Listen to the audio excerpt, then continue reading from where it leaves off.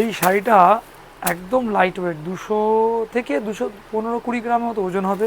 পুরো রেশমের পুরো ওয়ার্কআউট। আর কাপড়টা কি সম্পূর্ণটা বলবো,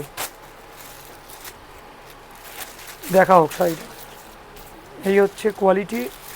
শাড়িটাকে বলা হয় টিস্যু সিল্ক, কেমন টিস্যু সিল্কের মধ্যে আসছে শাড়িটার। এটা আঁচল আসবে, আর বডি যেটা হবে, বডিটা ঠিক এই এই রকম আসবে।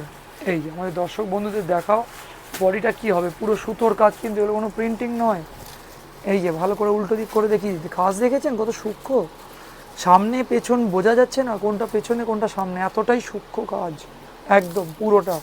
শাড়িটা দেখাও আমাদের দর্শক বন্ধুদের, ভালো করে দেখাই, নাহলে দর্শক বন্ধুরা বুঝতে পারবে না শাড়িটা। এটা টিস্যুর ওপরে আছে, সম্পূর্ণ ইউনিক, আর গরম হবে না কারণ পিওর পিওর টিস্যু। হ্যাঁ, এটা আঁচল, এইটা এইটা আঁচল আসছে, এইটা এইটা আঁচল, এটা বডি আসবে, এটা বডি আসছে পুরোটা। এইভাবে নিচের দিকটা পুরো কাজ চলে যাবে। আচ্ছা, ব্লাউজ পিসটাও কিন্তু খুব সোভার, কেন শাড়িটা যেহেতু সফিস্টিকেট শাড়ি, ব্লাউজটা তো সেভাবেই হতে হবে, সিম্পল সোভার। ব্লাউজটাও দেখিয়ে দিচ্ছি কীরকম হবে। এই হচ্ছে ব্লাউজ, এই হলো ব্লাউজ। ব্লাউজটা কিন্তু যেহেতু শাড়িটা সফিস্টিকেট শাড়ি, ব্লাউজটা খুব একটা হেভি হেভি নয়, সিম্পল সোভার। পুরো কাপড়টা মুগো দিয়ে আছে, ব্লাউজটা মুগা। আর বর্ডারটা শাটিনের, একদম শাটিনের বর্ডার। তাহলে কি বললাম, শাটিন বর্ডারের উপরে মুগো ব্লাউজ।